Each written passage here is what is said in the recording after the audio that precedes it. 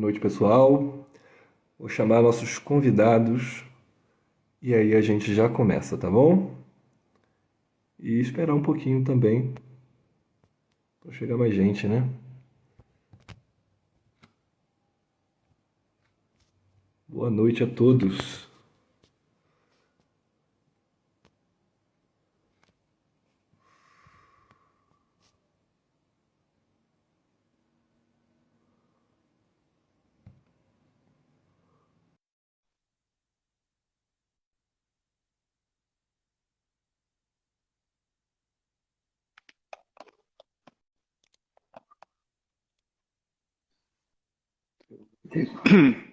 E aí, tranquilo? Fala, Rafael, tudo bom, cara?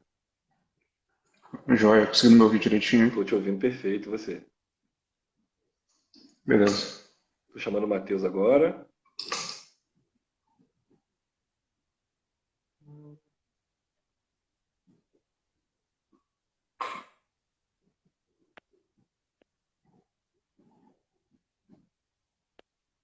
Ué, que engraçado. Não tô conseguindo encontrar o Matheus aqui para convidar. Você consegue convidar alguém aí para essa live, Rafael? E aí, rapaz, eu não sei mexer nesse negócio Ah, direito, não. eu também sou uma besta Deixa para eu ver mexer aqui. nessas coisas. Mas Uhum. eu não estou encontrando, talvez, o Matheus, que talvez ele tenha que ser. Perfil. Não, eu coloquei até o nome do perfil dele, mas talvez ele tenha que ser seguidor do clube. E como ele criou outra, Ah, tá. sabe, a qualquer momento que ele criou Tem que outra. falar com ele. Vou falar com ele. Ah, já avisei ele para seguir o clube aqui, porque para convidar ele tem que ser seguidor, né? Agora que eu vi que ele tem zero, zero, É, zero. se ele tivesse conta no Instagram antes, ele não seria capaz de traduzir o Esquilo, né? Pois é. Ele teve Instagram que. mesmo não traduzindo o grego antigo, né? Com algumas Sim. exceções, né? Teve exceções aí. Não, para pro Matheus conseguir fazer Uhum. esse trabalho no tempo que ele fez, ele tem que se isolar mesmo, eremiticamente, e ficar lá. Aí, quando ele terminou de fazer a tradução do grego, ele falou: opa, vou criar um Instagram agora para ver o que está acontecendo no mundo. Aham. Pronto, acho que agora ele seguiu. Vamos ver se vai dar certo. Agora vai dar tudo certo. Primeira live. Ah, não, já teve com o Vicente, né? Com três pessoas, não foi? Ou não? Ou essa é a primeira com três pessoas? É, foi uma aparição no final, né? Foi uma Ah, aparição é rápida que verdade, vocês é fizeram. verdade, é verdade. Aí teve mais. Ah. Calma. Agora sim apareceu. Mandei o convite para ele, vamos Uhum. ver se vai dar certo.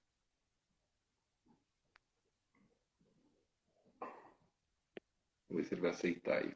Boa noite aí, pessoal, que tá chegando. Tudo bom com vocês? É, perguntando aqui pro Matheus se ele aceitou o convite. Aqui estamos com algumas dificuldades técnicas, mas já já a gente resolve. E depois, e O depois nosso tradutor ainda não saiu da antiguidade, né? pois é, o nosso tradutor de grego antigo está tendo sua primeira Hum. viagem, aventura no mundo digital, né? Deixa eu ver aqui se chegou o convite. Vou para ele aqui. Vou mandar outra vez o convite para ele. Quem depois assistir essa live, que ela vai ficar gravada, já sabe que basta pular aí alguns minutos para pular essa parte técnica aqui. E depois vocês já vão chegar dentro do assunto direto.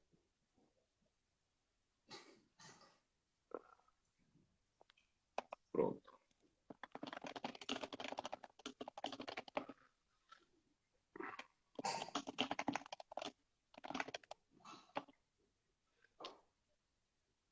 Aí. Aê! Alô, Matheus? Sim. Você está sem imagem. Aconteceu alguma coisa aí no iPad? Ué, não sei. Só um momento. Deve ter algum botãozinho aí que libera a câmera. Deve estar com a câmera fechada, alguma coisa assim. Aí dá para você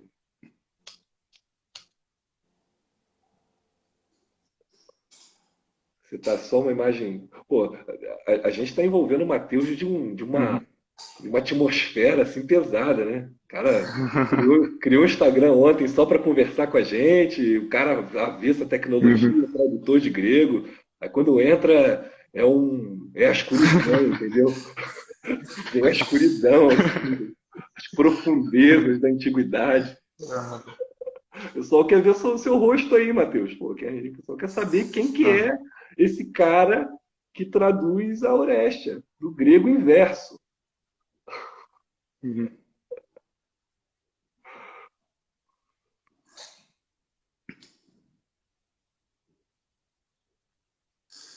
Então, Hum. então, olha Você não só. consegue ver, tipo, um microfone, uma câmera, duas setas e três estrelinhas. Aperta na Aperta câmera. nessa câmera. Isso.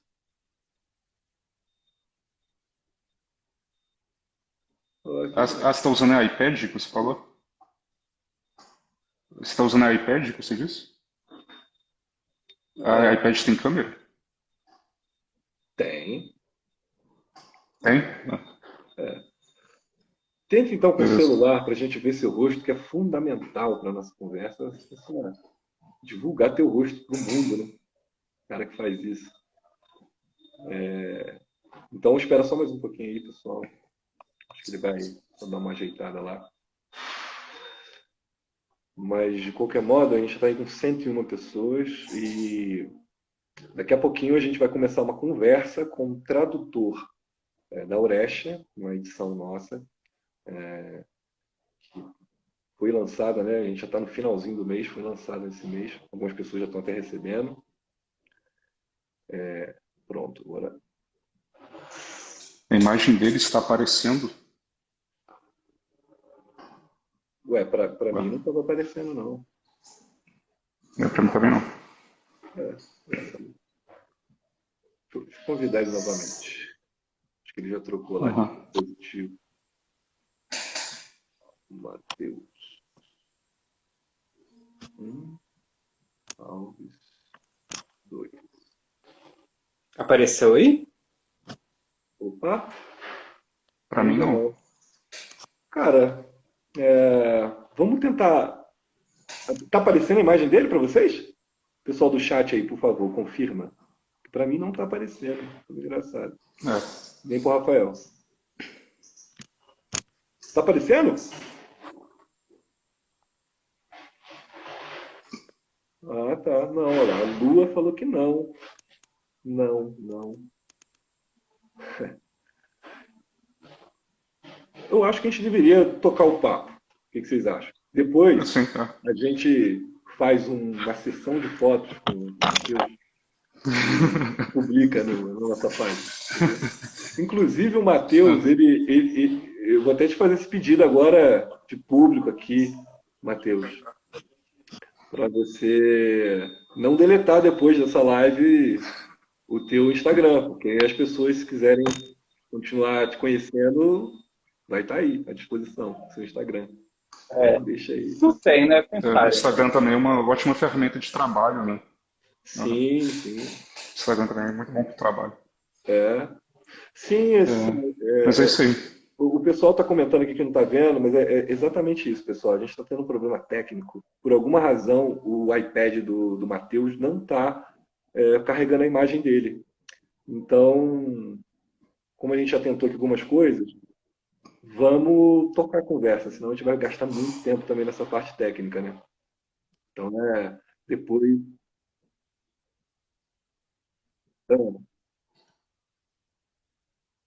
Tá, pode ser. Pode ser. De repente até dá uma sorte e pega a imagem. E tanto no celular quanto no iPad não funcionou, infelizmente, a imagem do Matheus. Tá pegando só a minha e do Rafael. Tá vendo, Guilherme? O Guilherme Da falou que tá próxima vez a vendo. gente, da próxima vez a gente faz um teste antes. Aí não tem É, esse risco. mas é complicado. Eu não tenho muita intimidade com essa coisa Uhum. tecnológica, né? Eu sei o basicão, assim. Mas Uhum. é complicado essa parte do teste, porque A gente vai abrir uma live para valer, para testar, entendeu? Aí fica, abre, fecha, sei lá. De qualquer forma, é uma coisa misteriosa. Né? Deveria estar funcionando. Né? Uhum. Deus, ó, vou chamar ele de novo. Pronto. Agora, vai que a gente dá sorte, agora pega a cara dele, né? Ah, eu E acho aí, que não. Matheus? Mas tá bom. Tudo bom, Matheus? Tudo tranquilo. Eu com você. Vamos fazer um pouco diferente então, do combinado, né? O ideal seria Aham. aparecer o seu rosto para todo mundo ver nessa conversa, mas vai ser uma pegada mais podcast, né? Você aí conversando como se estivesse Uhum. falando com a gente num programa de rádio, assim. Então, pessoal, novamente boa noite para todo mundo. Para quem chegou aqui e não sabe o que está acontecendo, a gente vai conversar agora a respeito da nossa edição da Oreste, que é de Ésquilo, que a gente produziu, o Clube de Literatura Clássica, uma tradução própria nossa, que o Matheus, que está aqui com a gente, fez essa tradução, que é uma tradução em versos dessa trilogia, que inclusive, e até tema que a gente vai debater, discutir daqui a pouquinho, é a única trilogia de verdade, né, que sobreviveu da antiguidade, Uhum. né, naquele esquema das trilogias. Então, Matheus, primeiro de tudo bem contigo aí? Tranquilo? Sim, tudo bem. Então tá joia. Me fala um pouquinho, para a gente começar do começo, né? Porque a primeira coisa que eu acho que muita gente que está aqui ouvindo a gente pensa, e que eu também penso, é o que que leva alguém. Você está com quantos anos, Matheus? Desculpa a indiscrição. Tudo bem. 33. 33 anos já. Eu tenho 31. Rafael tem quanto, Rafael? Você é mais novinho, né?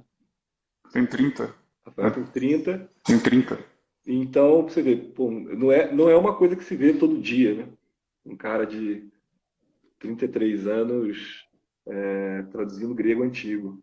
Então, conta um pouco pra gente como é que foi sua trajetória nesse sentido. Foi algo que você despertou para esse interesse na sua infância? Teve algum momento decisivo que te abriu a sua mente para você se dedicar a estudar uma língua que é estudada por tão poucos? Conta um pouco para a gente como foi sua trajetória. Bom, eu tenho, acho que desde a adolescência, talvez, um gosto por literatura antiga. Então, foi na adolescência que eu li, por exemplo, Homero, Virgílio, etc.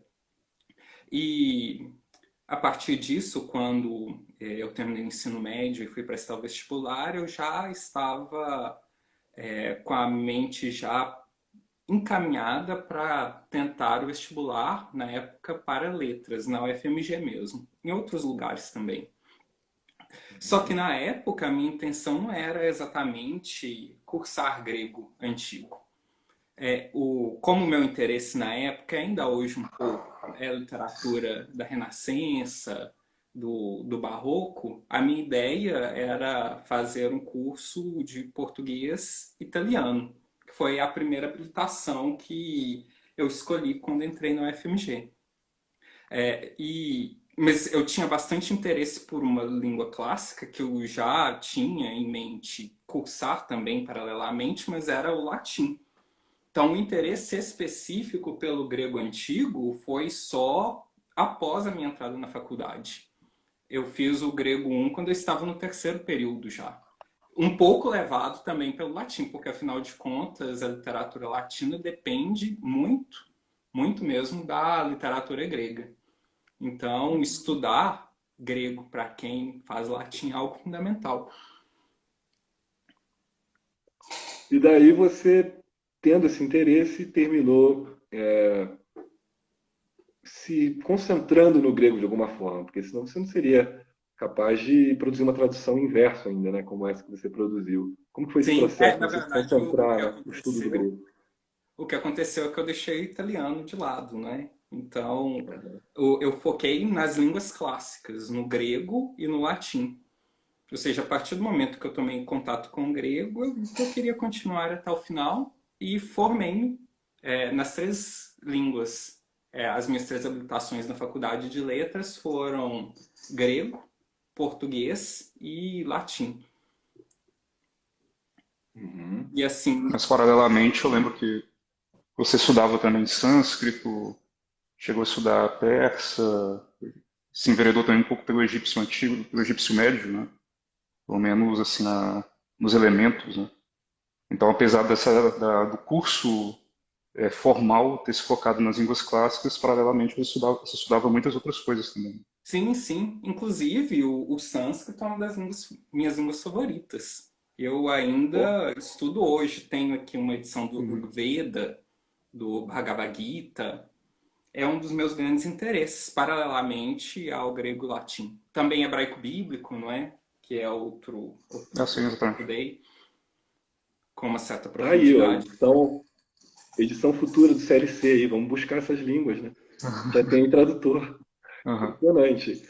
É até um contexto importante que talvez muita gente ouvindo não tenha ficado meio confuso assim, ó, como assim o Rafael sabe esses detalhes todos? É porque o Rafael foi colega, né, Rafael, do Matheus na faculdade, na UFMG, que vocês se formaram em letras lá. Isso. Aham. E A se gente se conhece já há mais de 10 anos. Pô, legal. Até antes da live, estava conversando com o Rafael ficou preocupado. Pô, não vamos comentar muito sobre Ah. isso, vai parecer nepotismo. Era meu amigo, coloquei ele lá. Aí o que eu respondi foi o seguinte: pô, Hum. como que alguém pode ser nepotista favorecendo um cara que sabe grego antigo? Entendeu? É Aham. algo, pô, tão específico que não, Aham. eu acho que a única Aham. possibilidade de resolver esse problema é ter um amigo que passa para você algo assim. É muito difícil a gente. Sim. E algo que é muito Aham. curioso também, uma coisa que me Mas, chama. mas curioso que. Fala, pode Ah, falar. não, é curioso que, apesar de a gente se conhecer há bastante tempo, eu acho que a gente só fez duas matérias juntos, né? Aham. E nenhuma foi de língua clássica, a gente fez uma matéria sobre Machado de Assis e uma de filologia românica. Olha, A Exatamente. gente só Crítica se encontrava nos corredores, é assim, isso né? mesmo. E isso é exatamente. pô, que legal. Inclusive, é uma coisa. Vou aproveitar esse gancho. Talvez tenha entre os ouvintes aí alguém que seja estudante de letras, né? Que esteja trilhando também um caminho parecido com esse, de buscando excelência em alguma língua e amante da literatura clássica. Podem mandar currículos para a gente, que a gente está sempre em busca de novos tradutores. E para vocês verem, né, quantas pessoas que foram formadas dentro da academia e se conhecem, têm essa afinidade por buscar estudar a fundo essas línguas, tem essa relação. Né? Eu fico muito impressionado que quando eu converso com os tradutores de grego, todos eles se conhecem. É uma coisa impressionante, de Uhum. estados diferentes, assim, né? Com a cabala dos tradutores de grego. Uhum. Mas prosseguindo, Matheus, então você teve esse interesse desde jovem, adolescência e tudo, passou pela academia, né? Foi ali ter esse contato com o Rafael e chegou agora numa oportunidade de traduzir a Orestia.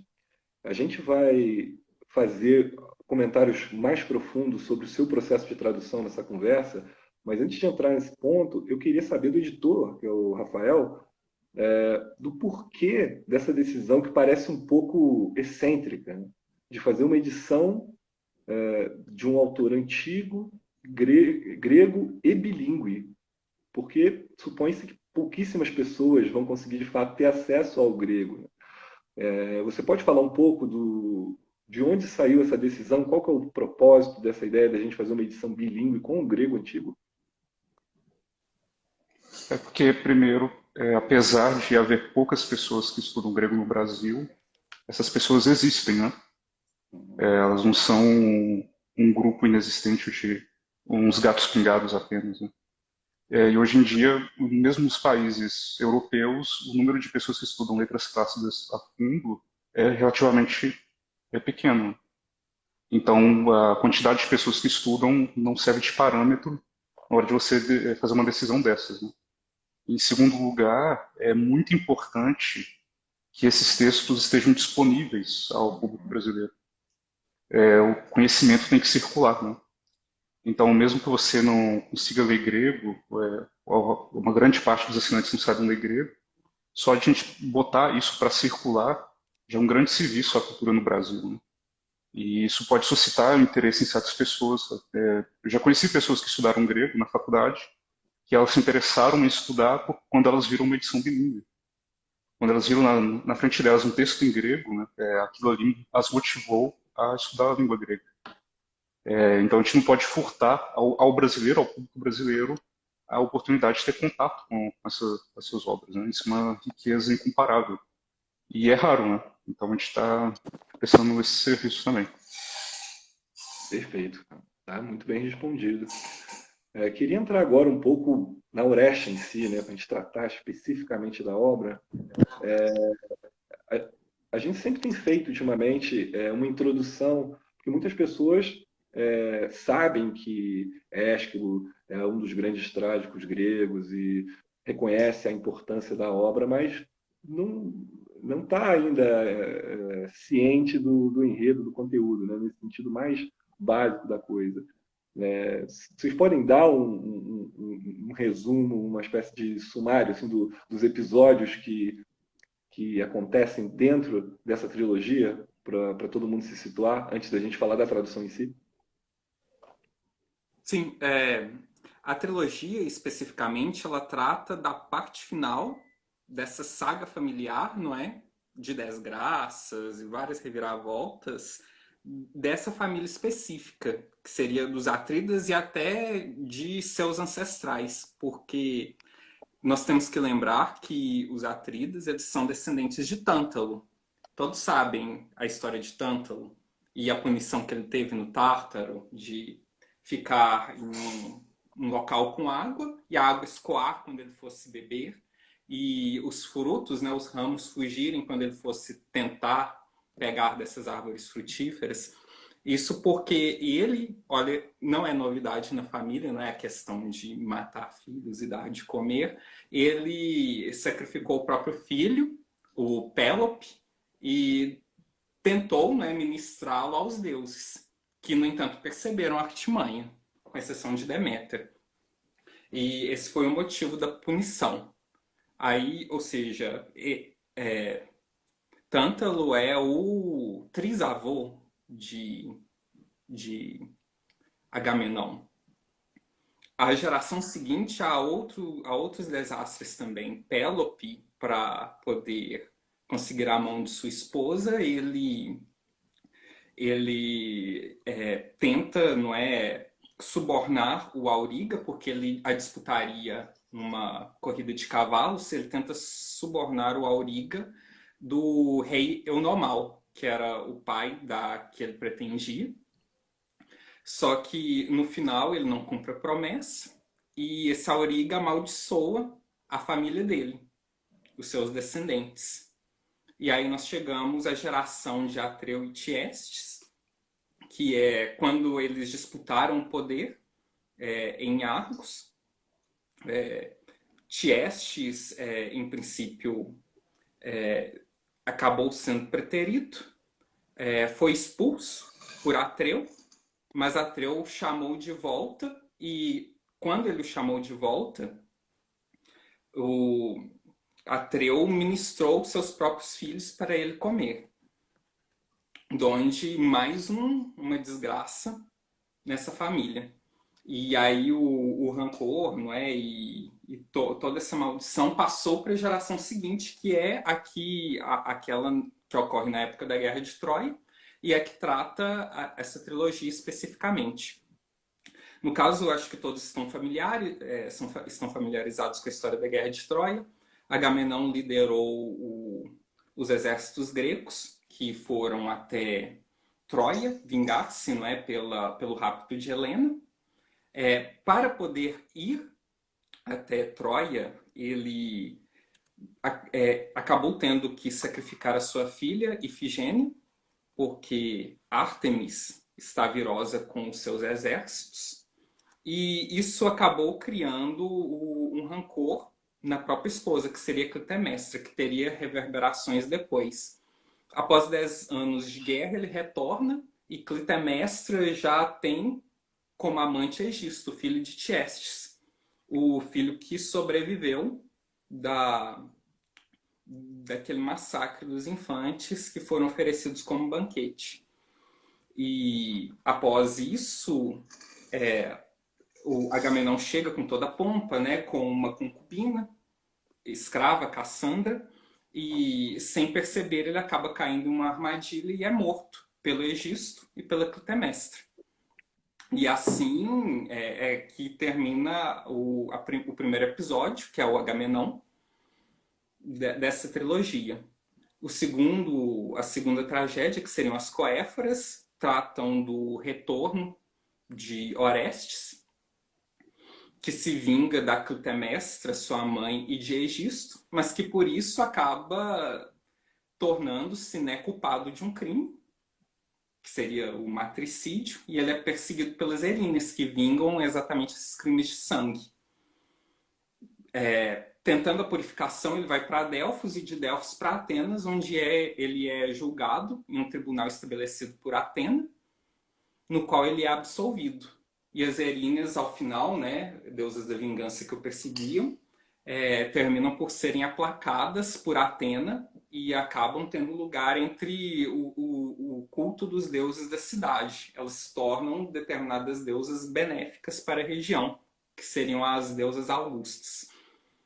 É um resumo, assim, bem sucinto. É que uma coisa que é importante ressaltar, assim, é que na tragédia grega, mas especialmente em Ésquilo, não existe muita ação. É bem diferente do que nós vemos em Shakespeare, por exemplo. Em Shakespeare, numa única cena, pode acontecer mil e uma coisas, né? Tem mil e um diálogos com vários personagens ao mesmo tempo, né? Pode acontecer até batalhas, escaramuças, mas em Ésquilo não. Em Ésquilo é o mínimo de ação possível. Então, é uma coisa importante para se lembrar, né? Ele é o caráter poético, né? Coral, do canto, né? Ele ressalta muito mais que as peripécias ou reviravoltas que acontecem. Sim. E se pensarmos bem, a Oreste ainda é uma evolução nesse sentido, não é? Porque as peças Uhum. anteriores, elas têm bem menos ação ainda do que a própria Oreste.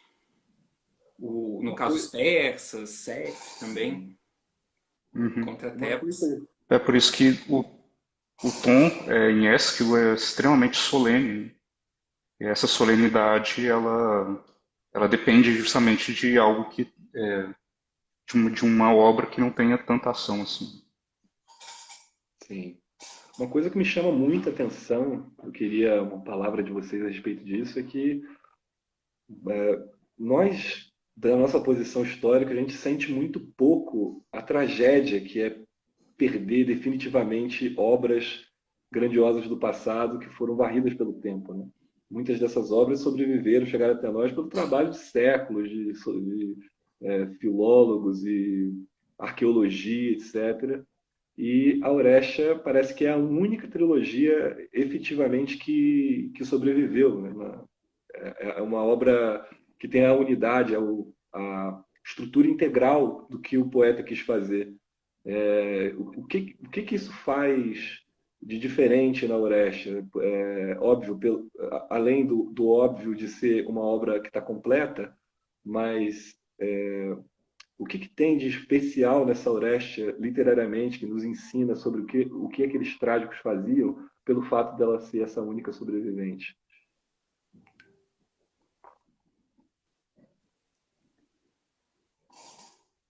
Quer responder essa, Matheus?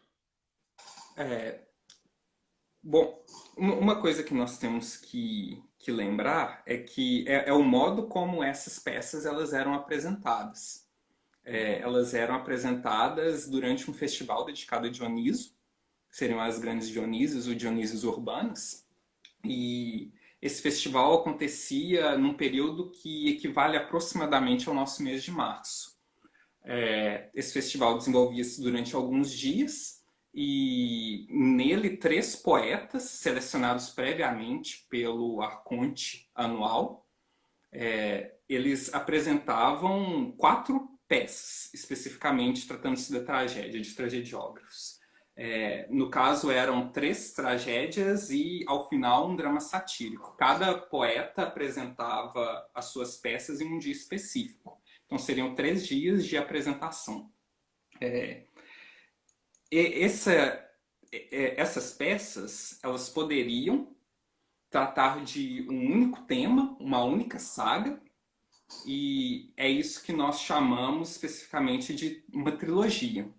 O exemplo, né, que nós temos, que foi o único que sobrou até os nossos dias, a única trilogia supérstite, é Oreste. Mas o Ésquilo e os tragediógrafos mais antigos, como seus contemporâneos, Prátinas, Frínico, e os antecessores, como Tespes, aparentemente eles favoreciam esse esquema, uma saga ser tratada nas 3 peças disponíveis para o poeta. Uma coisa que isso dá, na minha opinião, é amplitude, né? O poeta ele é capaz de tratar, não é, esses grandes efeitos geracionais, né? Como no caso da maldição dos descendentes de Atreu. Ele é capaz de tratar esses vários episódios, fazer com que essa tensão aumente, não é, ao longo da trilogia e, por fim, conseguir esse grande desfecho. No caso, o poeta trágico ele teria outra possibilidade. Ele poderia fazer peças isoladas. Então, depois de Ésquilo, o que os poetas preferiram foi exatamente isso. Então, as peças de Sófocles, que sobreviveram até os nossos dias, muito provavelmente eram todas peças isoladas. Nenhuma delas era incluída em uma trilogia específica, né, com um único tema.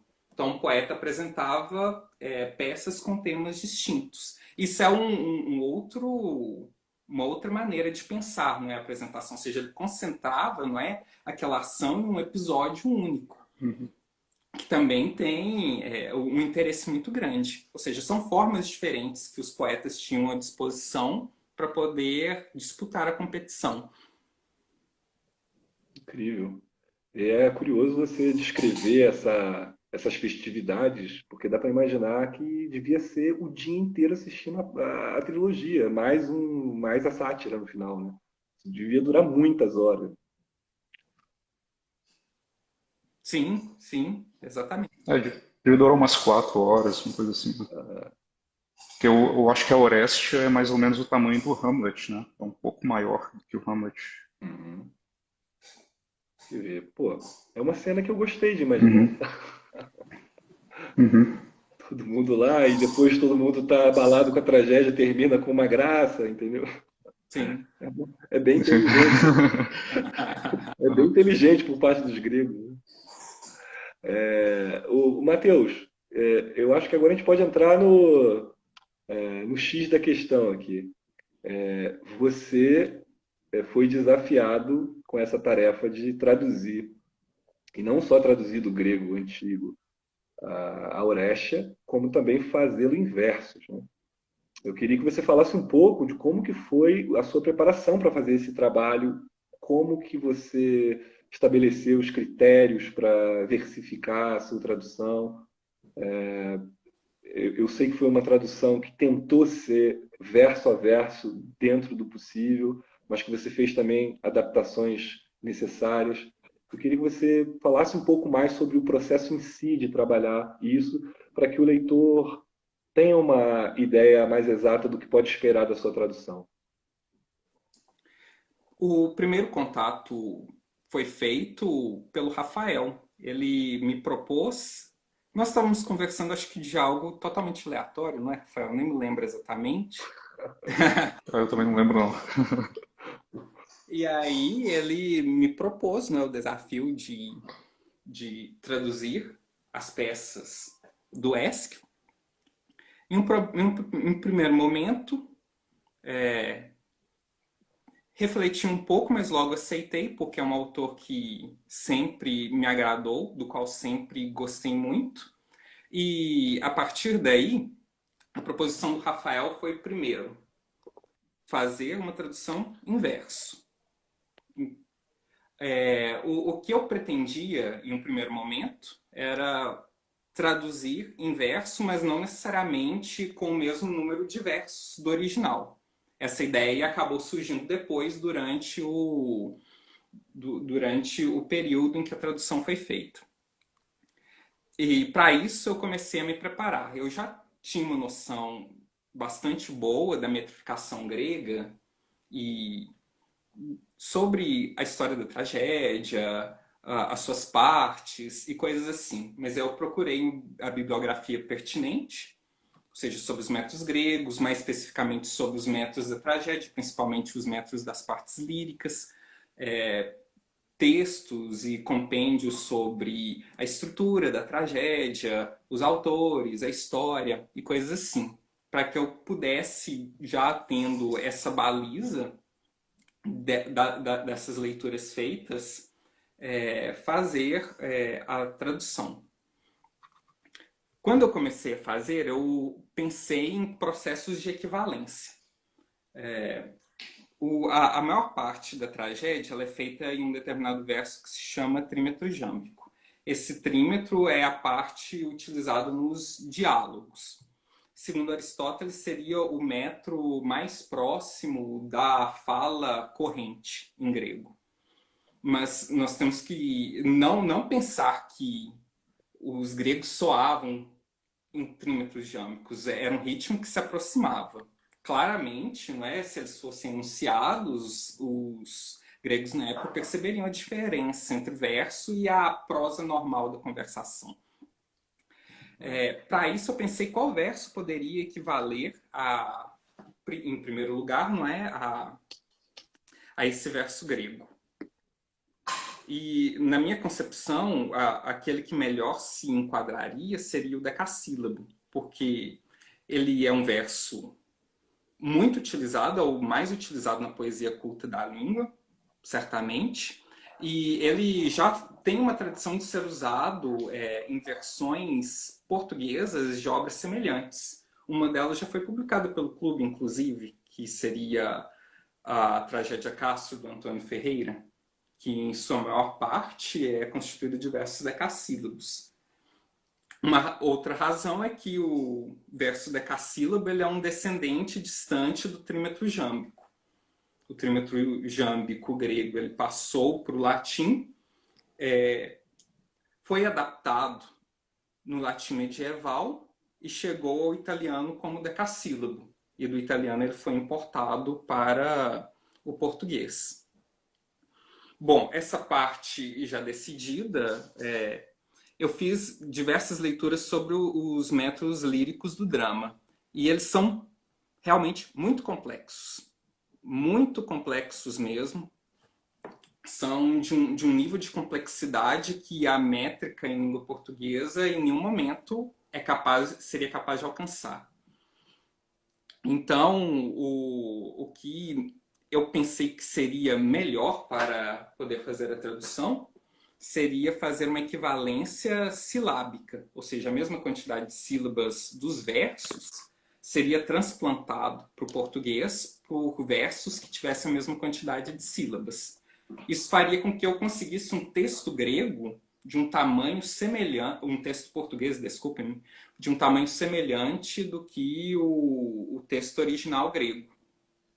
E quem tiver edição vai conseguir ver que realmente a equivalência está muito próxima em tamanho. Até o formato das estrofes tem um tamanho comparável. Isso eu acho que é algo que é bom, assim, para, inclusive, podar uma tendência à prolixidade que nós tradutores acabamos tendo, né? Traduzindo dessas línguas clássicas, porque elas são muito sintéticas, né? Então, quando nós traduzimos, a tendência é encher de coisas a tradução. Exatamente porque nós tentamos desenvolver, não é? Todos aqueles sentidos que estão ali, não é? Mas ter esse molde foi favorável porque acabou propiciando que eu tivesse um estilo sucinto, um estilo terso, né? Que Uhum. é indissociável, né, de uma escrita poética em verso, que muitas vezes é o que Ainda eu mais, sinto faltar assim em alguma tradução assim com verso mais livre, que ela se torna uhum. quase prosaica. Ainda mais em Ésquilo, porque Ésquilo tem essa questão da solenidade, né? Uhum. É um texto muito solene. Quando você transpõe Ésquilo para uma linguagem prolixa, aquilo ali se perde totalmente, né? Sim, exatamente. E aí voltando àquele primeiro ponto sobre a questão da tradução em versos com a mesma quantidade de versos do original, como eu mencionei, esse não era logo no começo um objetivo que eu busquei, mas bem no começo mesmo, porque eu estava imbuído daquela noção de que é uma língua sintética, portanto, talvez seja necessário que eu acrescente mais versos na tradução para poder conter todo o conteúdo, conter tudo aquilo que é transmitido pelo texto. Como uma tradução que é bem conhecida, que é a do Mário da Gama Cury faz. Se pegarem, por exemplo, o Agamenon dele, é possível perceber que ele tem muito mais versos do que o original. Não há uma equivalência daquela numeração que está no texto da tradução dele com o original. Mas ao longo do processo de traduzir as primeiras partes do Agamenon, eu percebi que o número de versos necessários era bem pequeno, necessários para poder completar o sentido. Então, a partir do primeiro episódio de Agamenon, eu já determinei de traduzir estritamente com equivalência verso a verso, com a continuidade com a mesma quantidade de versos. E foi possível de fazer e eu posso confessar que não tive nenhum problema assim de encontrar Uhum. dificuldades de fazer essa equivalência. Claro, é necessário que a pessoa tenha uma prática na versificação, seja capaz de encontrar alternativas, mas foi um processo que foi relativamente tranquilo de ser feito. Claro, aquelas primeiras formas, né, aquelas primeiras versões da primeira parte de Agamenon acabaram ficando com alguns versos a mais, porque eles chegaram em um ponto que eles estavam, na minha opinião, tão cristalizados que não daria mais para mudá-los do modo como eu já os via, né? Então eu preferi não retirar os versos a mais e talvez mutilar a tradução que já tinha sido feita. Mas esses versos são muito poucos. Se eu não me engano, são apenas 7 versos a mais, até o primeiro Uhum. episódio de Agamenon. A partir daí, a equivalência entre o texto grego e o texto português em número de versos é completa. Eu diria que isso é uma proeza, inclusive, né? Ainda mais considerando assim, o seu trabalho durou mais de um ano, né? Você não fez isso em 3 meses, ou alguma coisa assim. Você ficou mais de um ano estudando, fazendo a tradução. E além dessa questão dos versos, assim, as complexidades da tradução de Ésquilo são inúmeras, né? Tem toda a questão do vocabulário, né? Ésquilo tem um vocabulário amplo, cheio de neologismos, e também tem a questão do próprio estado do texto, né? Do texto original. Nem todo mundo sabe, assim, o, como, quais são as vicissitudes, né? Pelos que os textos antigos passaram através dos séculos e milênios até chegarem hoje. Então, muita gente imagina que o texto está todo bonitinho, né? Que só está lá para você pegar, publicar e traduzir, né? Só que você também teve um trabalho editorial muito grande, né? Para você fazer o estabelecimento do texto grego e eleger variantes, conjecturas, né? Fala um pouco sobre isso também para a gente. Sim, exatamente. Eu tenho os textos, algumas das edições que eu usei aqui em casa. A edição, o texto grego fui eu que estabeleci e ele foi baseado principalmente na edição da Biblioteca Oxoniensis do Dennis Page. Mas, para além dela, eu cotejei e consultei no estabelecimento outras 5 edições. E dessas 5 edições, eu consultei todo o aparato crítico e analisei. E aquelas versões que me pareceram as melhores, eu as utilizei para poder constituir o texto. Acho que seria interessante, talvez, né, de descrever essa questão, né, do que seria uma edição crítica, o aparato. Assim, porque o texto de Ésquilo sobreviveu em poucos manuscritos, né? São Sim. pouquíssimos manuscritos. E o estado do texto não está completamente são, vamos dizer assim, né? Tem várias lacunas, tem vários versos incompreensíveis, né? Sim, sim, exatamente. A questão é que Ésquilo, aparentemente, né, dos 3 trágicos gregos, era o menos popular, não é? Então, a Que é o mais transmissão difícil também, dele né? foi por via mais reduzida e, claro, quando nós temos menos manuscritos, né, a dificuldade de poder chegar até o mais próximo possível do texto que o autor concebeu é maior, porque pensemos, esse texto ele foi transmitido, né? Cópias de cópias de cópias. Ao longo Uhum. desse período de transmissão, erros puderam ser cometidos dos mais diversos tipos, desde erros mecânicos, né, de uma cópia para outra. O copista não compreendia o que era aquilo que ele estava escrevendo, então ele cometia erros, escrevia coisas diversas. Ele poderia atualizar o texto para algo que seria Uhum.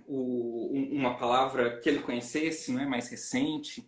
Há uma tipologia dos erros muito grande, não é, que pode ser apontada e que Uhum. nesses textos é facilmente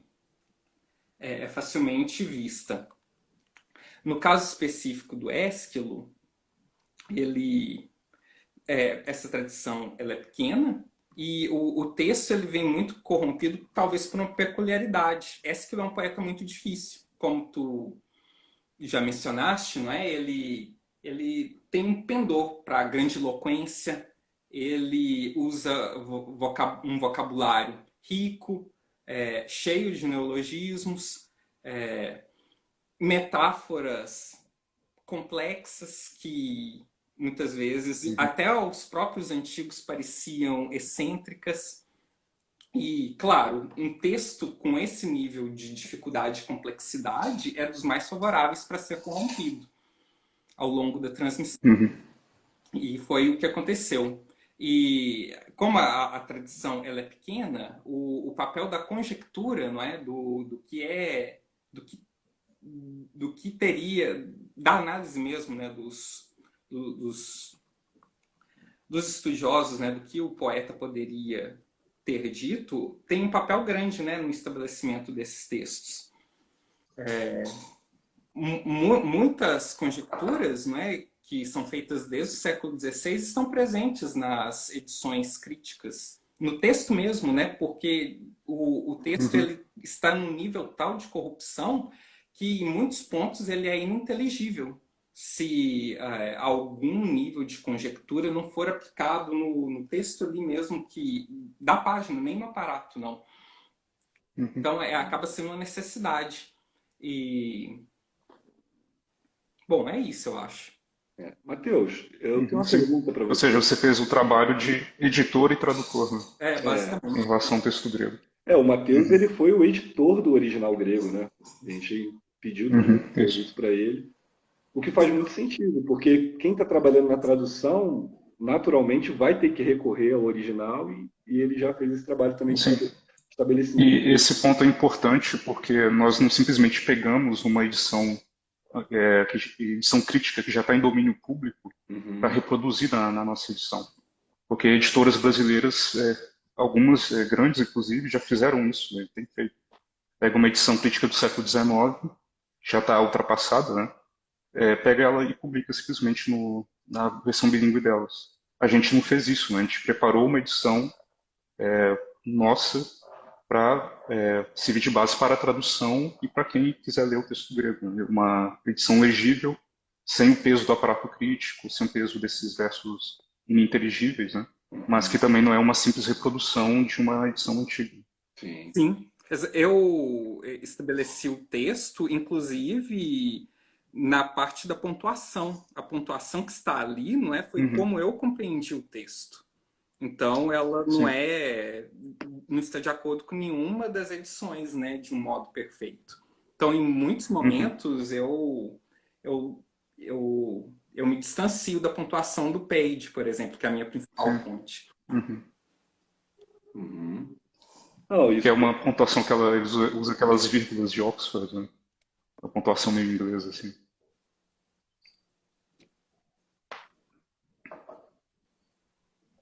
só comentar aqui que essa conversa é uma dessas conversas legais para a gente ter em live, porque elas deixam bem patentes, bem patente que os livros do CLC não são só um rostinho bonito, né? Tem um trabalho pesado editorial ali por baixo, que a gente provavelmente, se não quisesse fazer tanto assim, não ia fazer tanta diferença para 99% das pessoas, né? E, no entanto, a gente é meio viciado em fazer coisas boas nesse sentido editorial, né? Pô, a gente se esforça em fazer esse negócio. Eu queria aproveitar o gancho dessa conversa que a gente estava falando muito sobre essa característica solene do texto do Ésquilo, das dificuldades de traduzir, dada ao estabelecimento problemático desses textos antigos. Eu queria saber de você, Matheus, como que você pensou a inteligibilidade desse texto?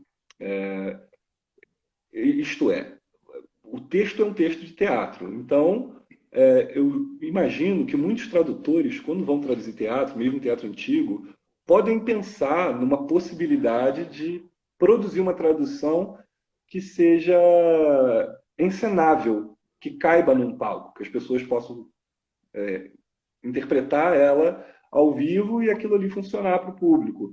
E muitas vezes essa saída acaba cometendo abusos no sentido de tornar um texto muito simples, inserir termos muito pedestres que jamais o Ésquilo, por exemplo, usaria.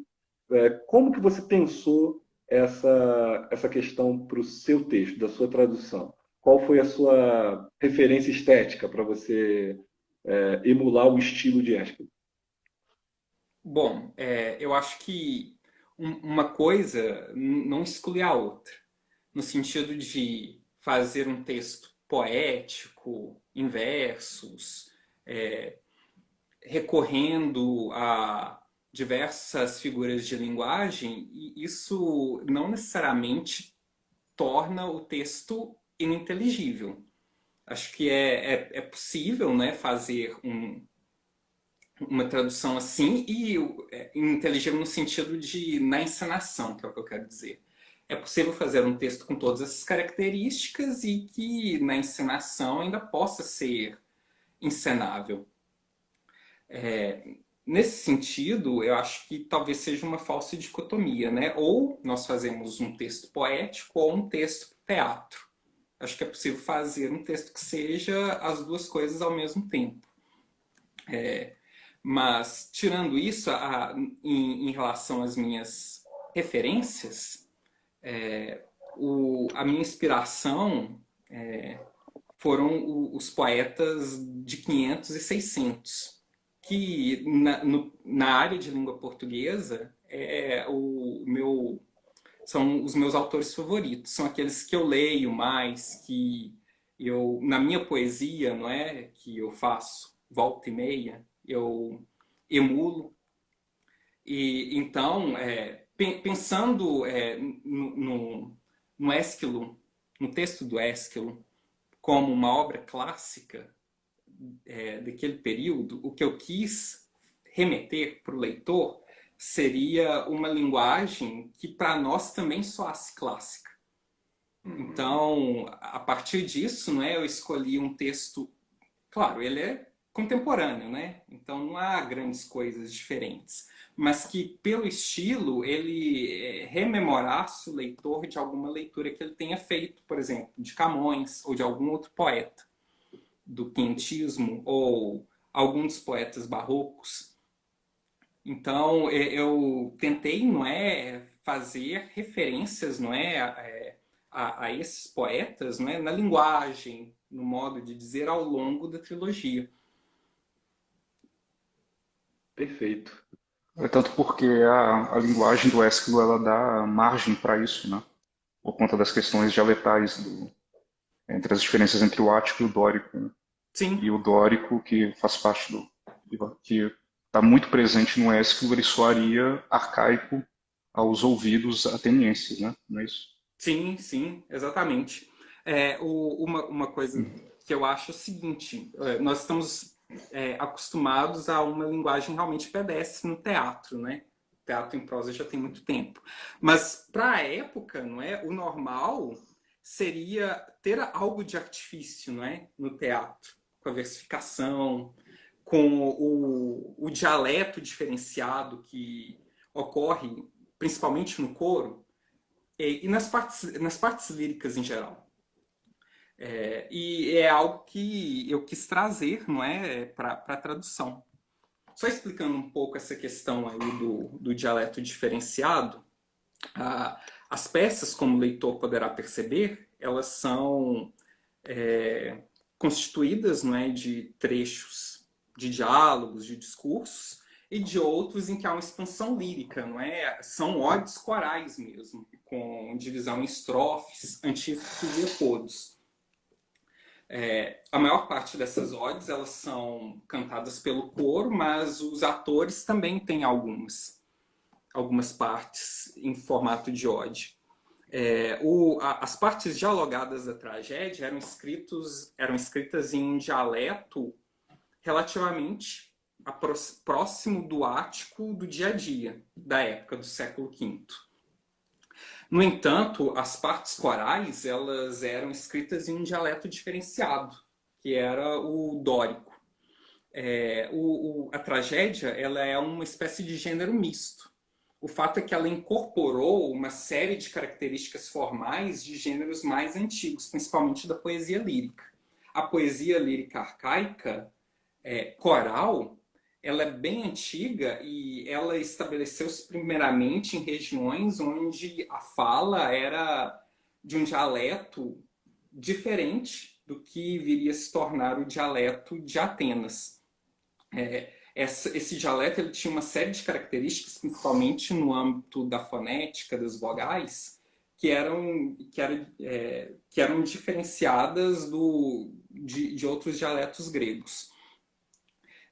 Um fenômeno comum na poesia grega é que cada gênero ele é escrito em um dialeto específico de acordo com o local em que esse gênero foi desenvolvido.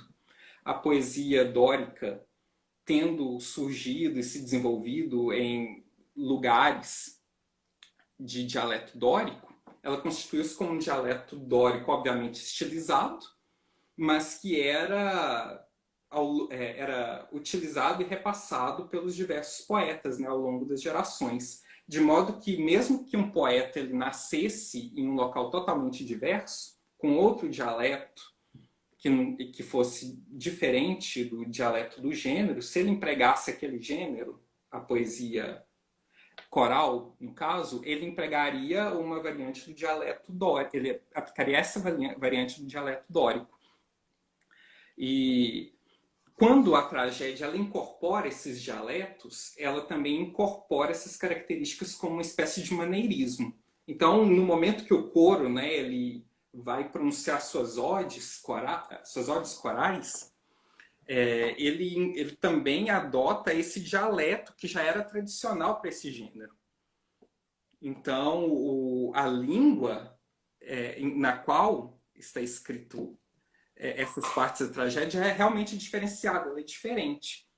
Não totalmente diferente, os poetas não eram linguistas, né? Então, eles, muitas vezes, eles não acertavam sempre, né, qual que seria o, o, a vogal específica que deveria estar lá. Então, realmente, algumas vezes, eles não fazem o que deveria ser, não é? Ou não empregam a forma que deveriam utilizar.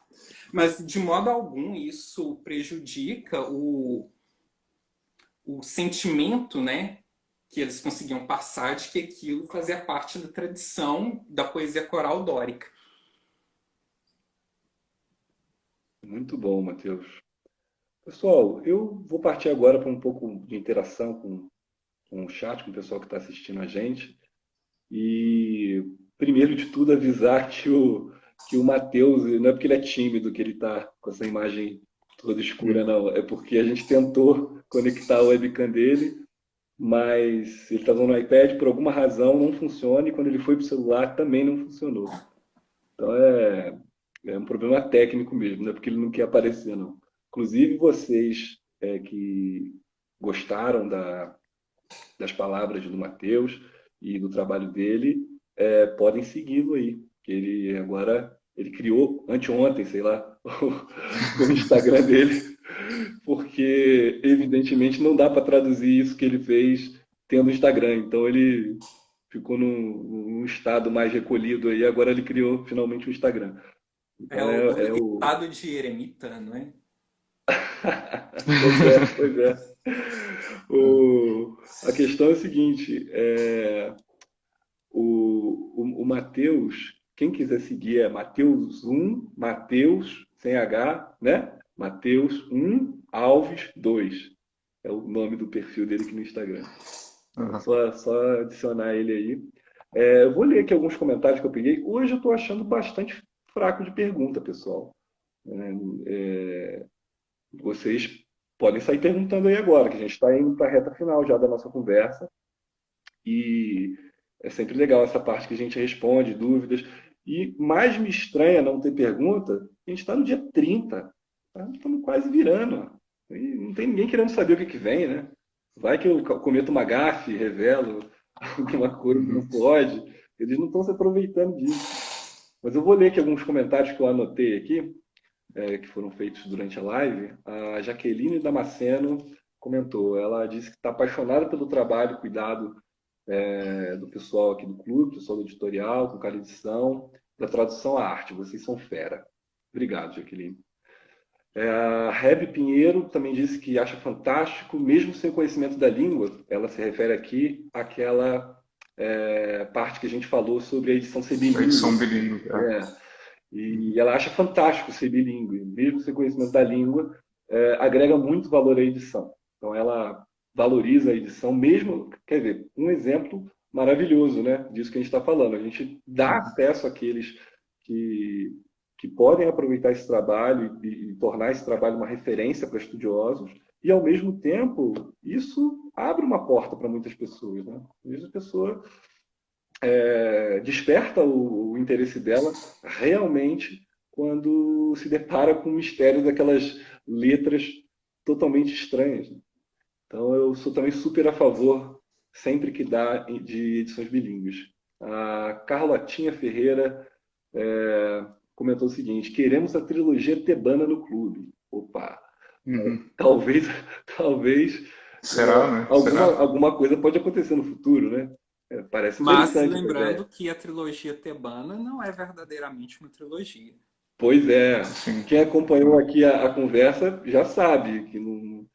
Isso é conversa de editor, né? De falar de trilogia tebana, que é só uma forma de juntar três peças que têm alguma conexão entre si, mas que não foram uma trilogia de fato, como foi a Aurélia. Muito bem observado, Matheus. O Johnny, ele comentou, pô, cadê o expositor na transmissão? Já expliquei, que ele está com problema na webcam, por isso que ele não está aparecendo. Mas vocês podem seguir aí o Matheus e ele vai... vocês vão poder ver como é que é o rosto dele, tudo, como é que ele é. Rafael Benites, boa noite. Vocês pretendem continuar encomendando traduções? Pois, se não me engano, essa foi a primeira obra com tradução encomendada. Rafael, não só vamos continuar encomendando traduções, como já tem diversas traduções encomendadas. Rafael, quanto tempo levou para o Matheus fazer a Aurélia? Você falou, me esqueci. Foi mais de um ano, né? Foi 1 ano e 4 meses. Na Nossa, olha verdade, só. os 4 Mas primeiros meses foram ah, meses de leitura, não é? Eu levei 1 ano e sim, 7 mas que fazem dias parte do trabalho. especificamente. Sim. Verdade. Mas assim, não Mas mesmo os só. estudos preliminares já são trabalho. Isso, exato. Só que nós já publicamos outras traduções já. Tipo o Boxe da Pequena Fadete foi uma tradução encomendada. O Uhum, Michael Corros foi eu que fiz. Então essa não foi a primeira tradução encomendada do uhum. clube, né? Teve o Diário do Ano da Peste, que foi uma tradução também encomendada Isso pelo também. clube. O Gatsby O também. Gatsby foi encomendado pelo clube logo no primeiro ano. Então, eu perguntei isso Uhum, para o Rafael agora e para o Matheus. Ó, veja só, 1 ano para ele traduzir do clube uhum, antigo, com todo esse trabalho que ele descreveu aqui, com toda essa complexidade. Então, o processo editorial é um processo que leva tempo.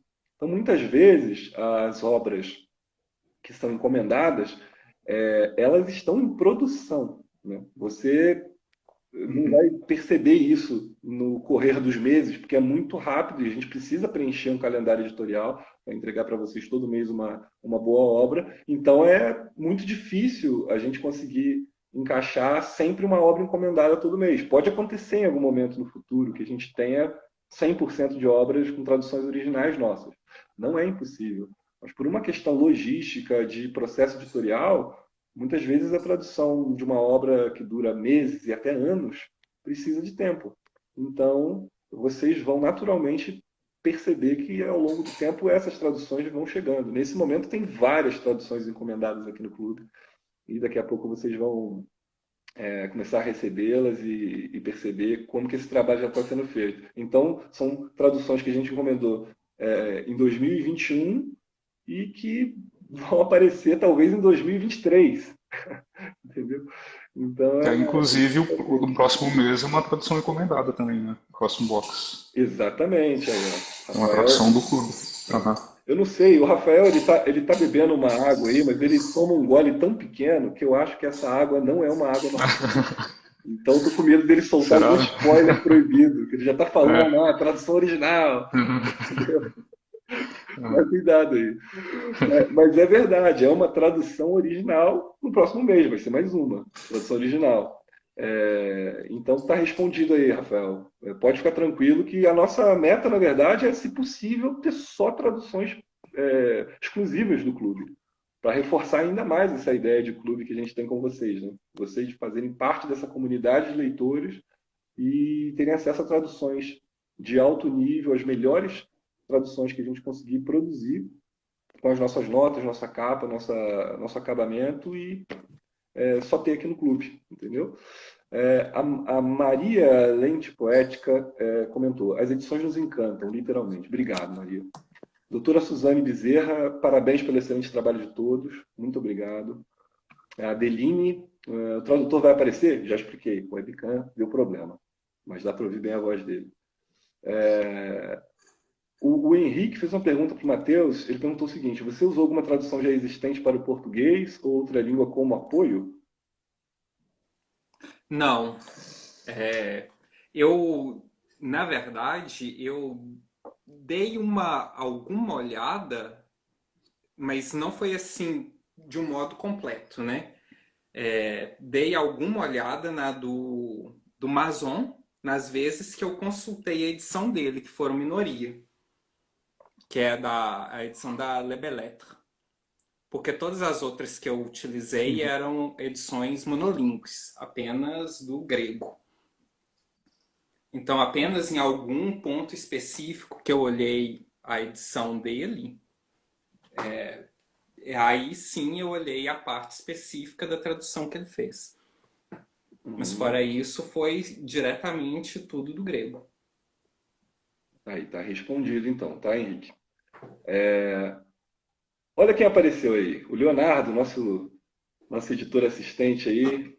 Um abração para você. Pergunta para você do nosso editor assistente aí, Leonardo, o Matheus. Qual foi a cena que você favorita de traduzir? Qual foi a sua cena favorita de traduzir na Aurélia? Olha, ali há muitas, muito boas. Eu acho que talvez a minha favorita seja o quinto episódio do Agamenon, quando começa com o coro dividindo-se, né? O que é algo bem sólido. Uhum. O coro ele pronuncia-se de uma maneira uniforme, unânime.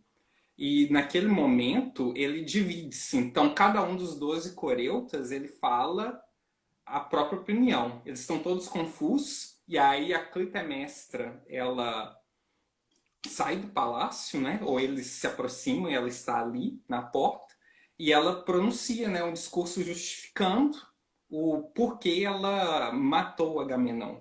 Esse eu acho que é talvez o meu favorito.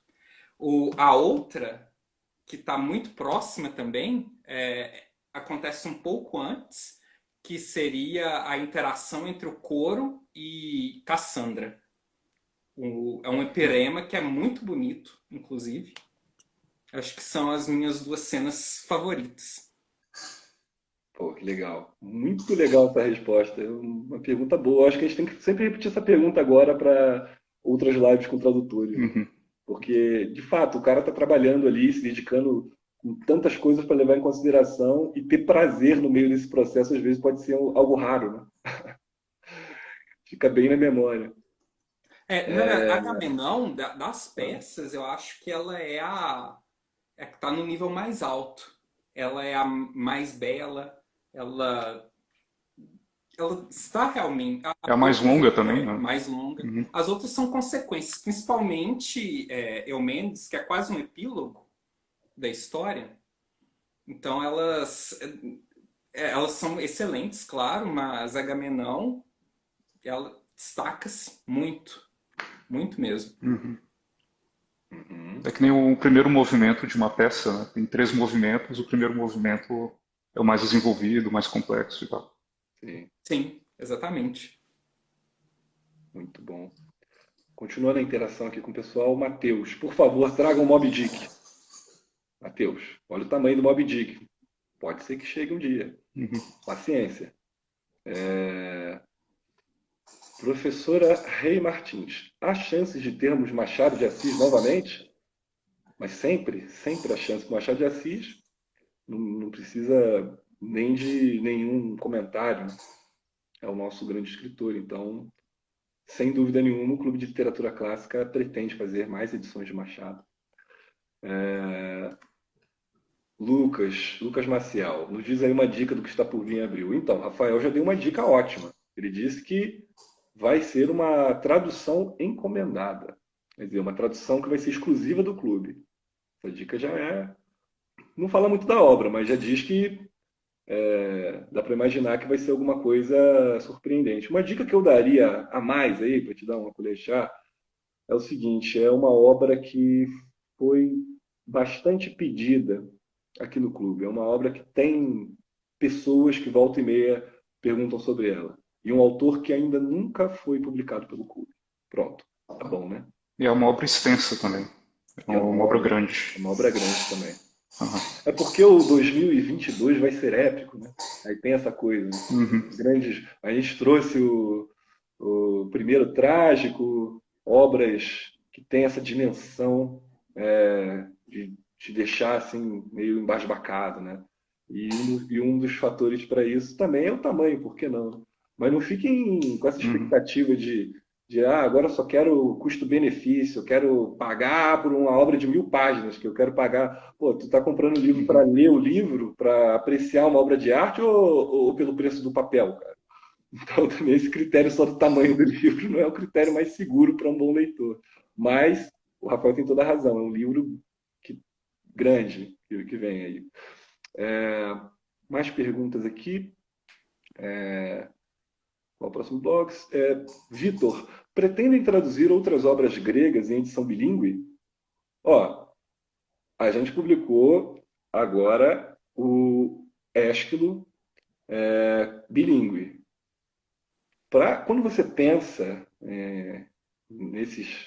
nessas peças antigas gregas, vem mais de um nome, certo? E também na nossa cabeça veio mais um nome. Então, fica com essa informação aí. Mas é totalmente possível, tá bom? A gente pretende sim e é totalmente possível. Isso vai vir aí com o tempo. Como a gente falou, essas traduções são difíceis e levam tempo, mas a gente tá com essa ideia assim. Mais uma pergunta do nosso Leonardo aqui. Matheus, teve alguma passagem mais difícil de traduzir que você se lembra, que você teve algum pesadelo para resolver? Olha, geralmente as passagens mais complicadas, e eu acho que isso é de um modo geral nas tragédias, são os trechos líricos, Aham. porque o, as partes, não é, de diálogos e de discursos, elas são feitas no mesmo metro, então já tem essa facilidade, não é? Eu não tenho que variar os ritmos.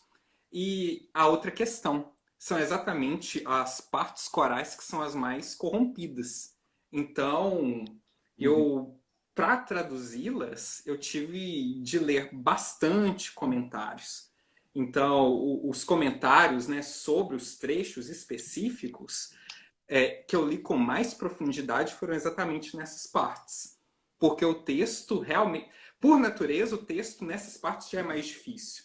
Porque as partes corais são onde estão a maior quantidade de figuras de linguagem, onde o poeta ele realmente ele desenvolve, se expande no seu máximo.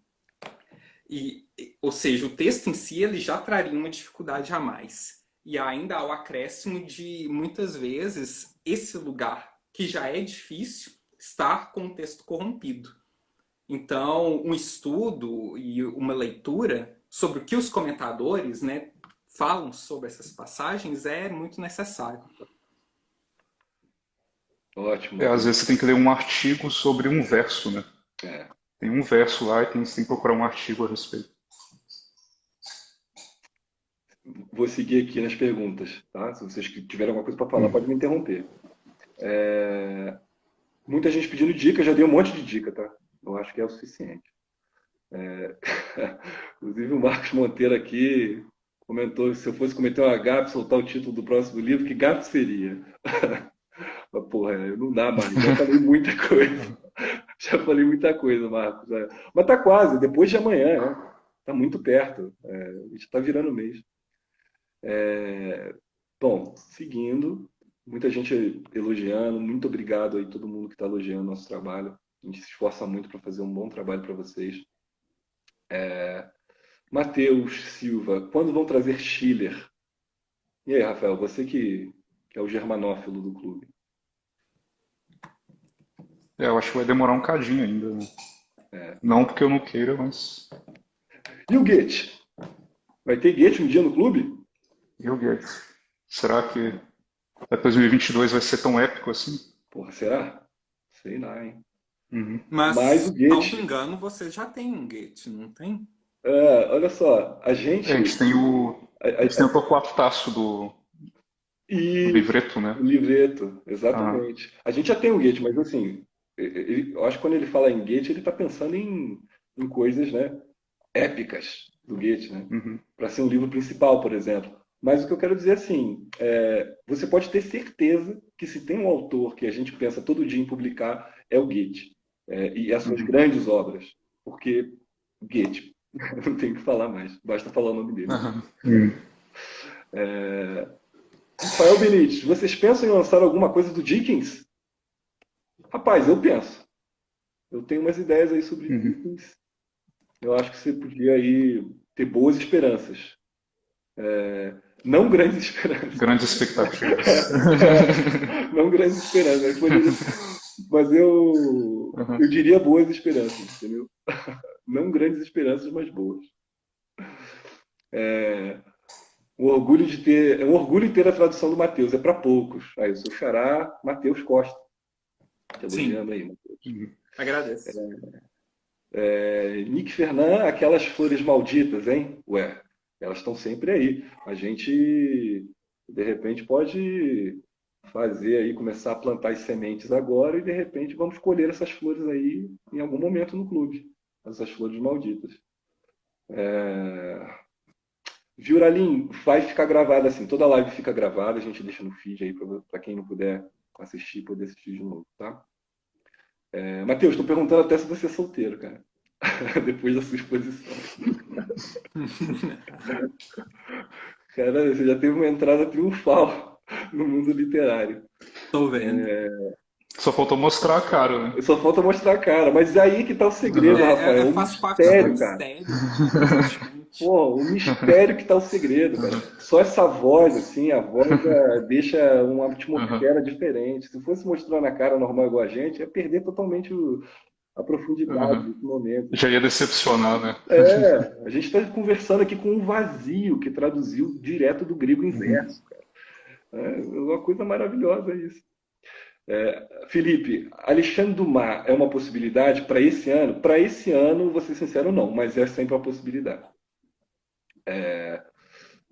Recanto de Afrodite, por gentileza, Dom Casmurro, só falta ele para minha coleção ficar completa. Ué, Dom Casmurro já. Você está falando de reimpressão, não? Isso, é de reimpressão. Ah, tá. Porque Dom Casmurro a gente já publicou no primeiro YouTube. E Assim, E aí tem que ver com o pessoal lá que controla essa parte de estoque. mas não deve demorar muito, não. Eu acho que esse semestre ainda já sai. Sim, sim. Então, Recanto de Afrodite, fica tranquila que muito em breve, se está esgotado, parece que está. A gente vai fazer uma nova tiragem. Isso daí é certo. É porque é o seguinte, a gente sempre, antes de fazer uma nova tiragem, a gente tem o cuidado de fazer uma nova revisão, dar uma olhada antes no livro, porque nada garante que um livro saia 100% perfeito, né? O trabalho, a meta é essa, mas sempre pode acontecer de passar alguma gralha, alguma coisinha, então a gente sempre dá uma repassada nos livros e faz melhorias, né? Para reimpressão. Então aguarda um pouquinho que em breve vai aparecer. As perguntas. Raul Cardoso, para esse ano tem mais gregos? Bom, aparentemente não, mas tudo pode acontecer, né? Essa vida é muito doida. Deixa eu ver, Rafael Benítez. Já tem encomendado, sim, Rafael. Isso aí, a gente já tem vários encomendados. Mais russos no clube, Rodrigo Paniche Bastos. Pode ter certeza que o seu desejo vai ser realizado. Vão ter mais russos no clube, com certeza. Rafael Benítez elogiando Rafael de Souza. Li recentemente o Corras, bela tradução. Aí, Rafael. Valeu. Já dei, Felipe, várias diquinhas, várias. O Recanto de Afrodite fez um comentário legal sobre você também, Rafael. Para tudo que o Rafael é maravilhoso. Perfeito. Pô, Imagina, hein? que isso, cara. E o Olha cara é as fãs. virginiano, né? Você é um virginiano. O cara é a perfeição, pô.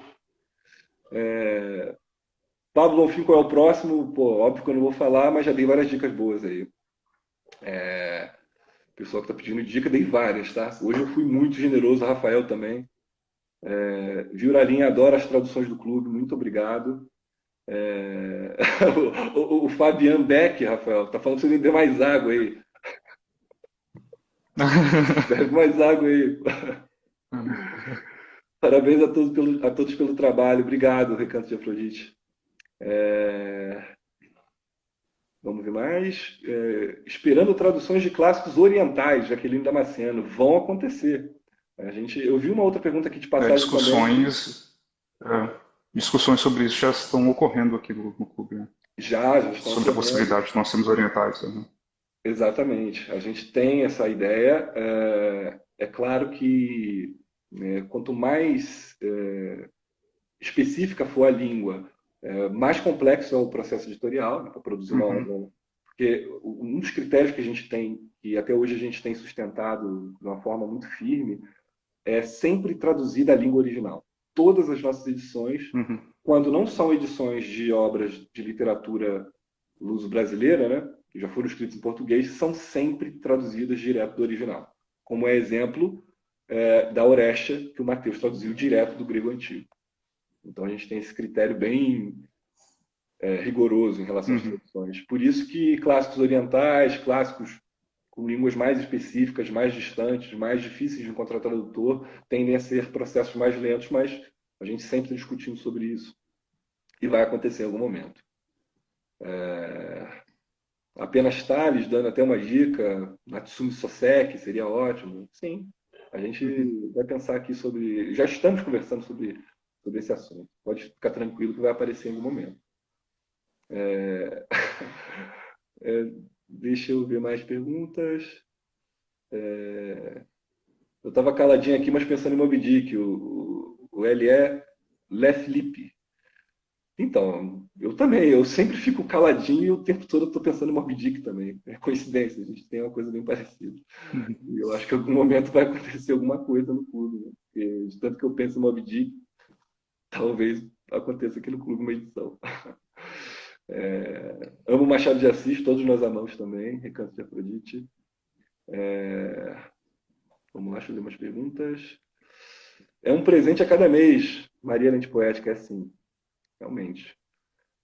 O clube tem projeto de disponibilizar algum dia obras clássicas asiáticas e africanas. Eu acabei de falar sobre isso, Johnny.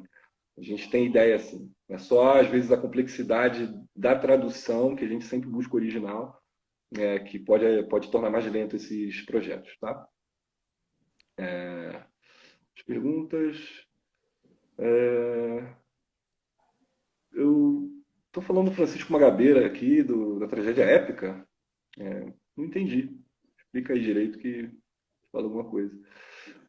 Chafeiax faz uma pergunta para você, Matheus. Quanto tempo você levou para aprender o grego?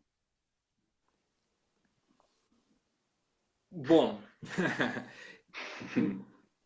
assim, para adquirir fluência, uns 4 anos, mas eu continuo estudando sempre, não é? Esse tipo de língua é algo que nós nunca paramos, não é? Ler, estudar, é um processo contínuo. Nunca para. Eu estou nessa já faz o quê? Uns 14 anos? Por aí. E volta e meia aparece algo novo aí, né? Para aprender. Perfeito. Está respondido, então. Felipe, o clube tem uma barreira com obras grandes, como Moby Dick, Os Miseráveis, David Copperfield? Não, o clube não tem uma barreira com obras grandes. Tanto é que, se você reparar na nossa história, a gente já publicou obras aí de quase 900 páginas, né? Só que tem um detalhe que precisa ser observado. Nós enviamos os boxes em uma caixa, né? Por isso chama box, inclusive. E essa caixa tem um limite de tamanho. Então não dá para a gente produzir obras gigantescas dentro desse formato que a gente tem. Mas, em algum momento, a gente vai publicar elas de qualquer jeito. Só que a gente vai pensar em alguma forma de vocês terem acesso a essas obras maiores. Né? E pode acontecer também da gente desenvolver alguma maneira de colocar dentro do box uma obra muito grande e tornar isso viável. Mas, primeiro, é uma razão puramente logística mesmo. Né? Por exemplo, não dá para enfiar o Em Busca do Tempo Perdido com 7 volumes dentro de uma caixa e mandar para sua casa. Não sei quantos quilos deve pesar essa coleção completa. Mas, por exemplo, tem obras que a gente consegue uma solução de colocar elas ali em 800 e tantas páginas, como a gente já fez com o Paraíso Perdido, por exemplo. Né? Então, a gente não tem nada... O próprio Ana Karenina, né? Exatamente. Ó. Inclusive, está aqui do meu lado. Ó, olha só o tamanho disso aqui. Ocupa quase metade da minha tela. Então, é um livro de 800 e tantas páginas, né? 820 e poucas páginas. Então, a gente não tem barreira nenhuma. É só uma questão mesmo de fazer escolhas mais inteligentes possíveis, né? Para publicar dentro do limite que a gente pode do livro e também pensar em soluções para a gente publicar essas grandes obras que nunca vão caber num box. A gente também vai fazer isso, mas vai acontecer no momento certo. Jaqueline Damasceno, quando vocês vão fazer um caderno de curadoria com todas essas informações super maravilhosas que colocam no Instagram? Não consigo acompanhar tudo. Nem precisa ser físico. Pode ser na aba Lendo os Clássicos. Olha, é uma ótima sugestão. Pessoal aí que cuida da parte de comunicação pode levar isso muito em consideração. Eu acho muito legal essa ideia. e a gente tem mesmo uma preocupação grande em dar o máximo de conteúdo possível sobre as obras do mês para os assinantes, né? Então, vocês percebem que tem uma comunicação muito forte no mês, focada em conteúdo, né? Nem tanto, sei lá, você aprende lendo o feed do CLC. Eu acho que é uma coisa muito única da comunicação do clube, num tempo em que é tão fácil simplesmente massacrar vocês com 1000 técnicas para prender a atenção de vocês e vender mais, né?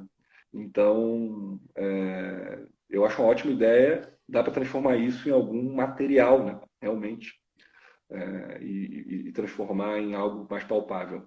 Fica a dica aí para a comunicação. Seguindo,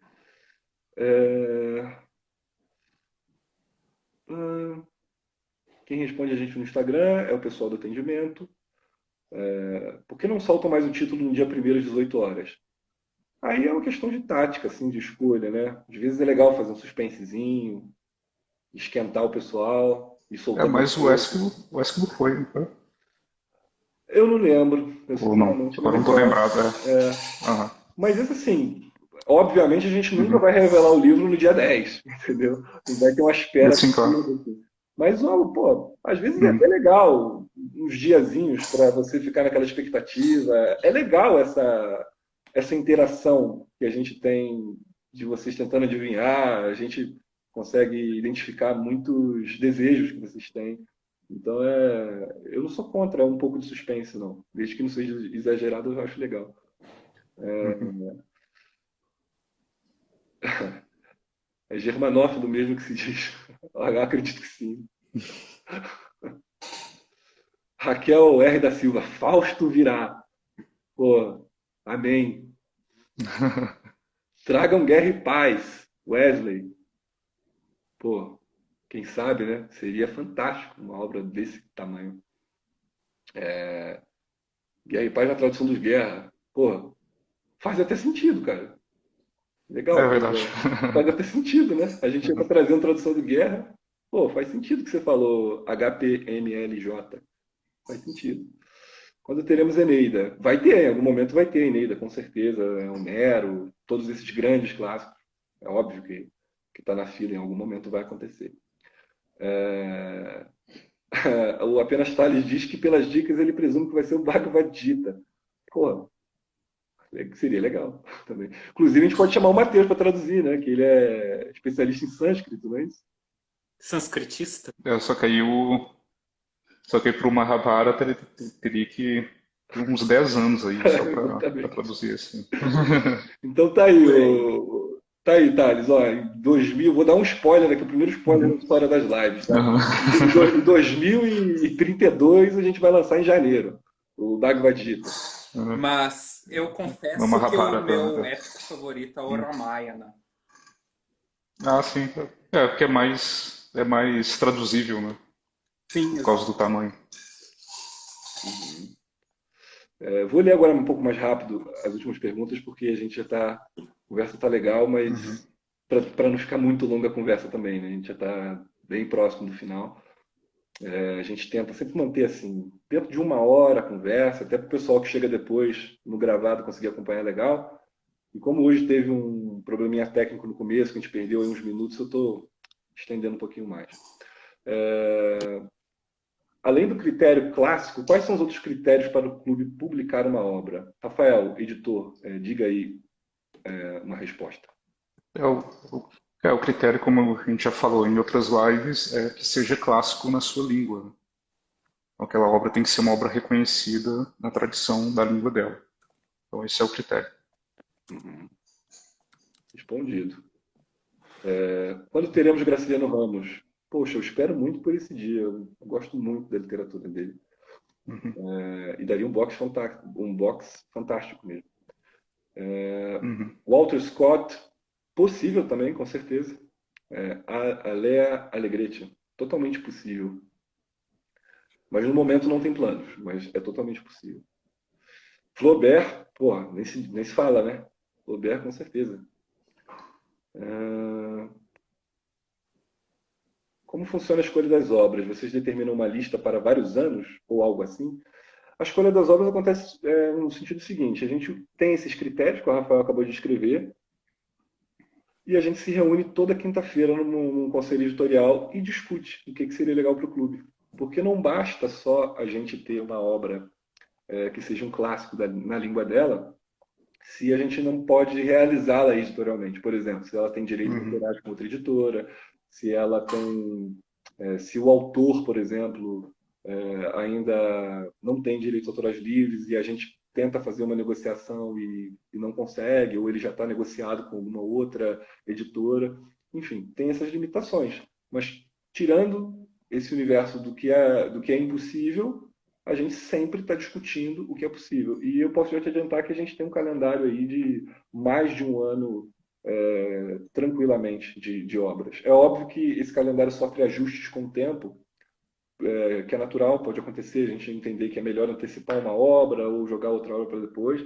Mas uma das ideias com essa escolha bem antecipada é que a gente precisa de um planejamento muito bem feito para conseguir entregar todo mês 2 obras, que é uma produtividade editorial muito grande, né? Então a gente tem que fazer com uma certa antecedência. Em segundo lugar, para que a gente consiga, na curadoria, construir uma história no ano, né? Então, as 12 obras principais do ano, mais os livretos, precisam contar uma certa história, precisam ter uma coerência interna, né? Então, uma das ideias desse conselho e desse cronograma editorial que a gente constrói na curadoria é essa. Está respondido aí, Lua. Respondi também o Henrique Coelho, que perguntou mais ou menos a mesma coisa.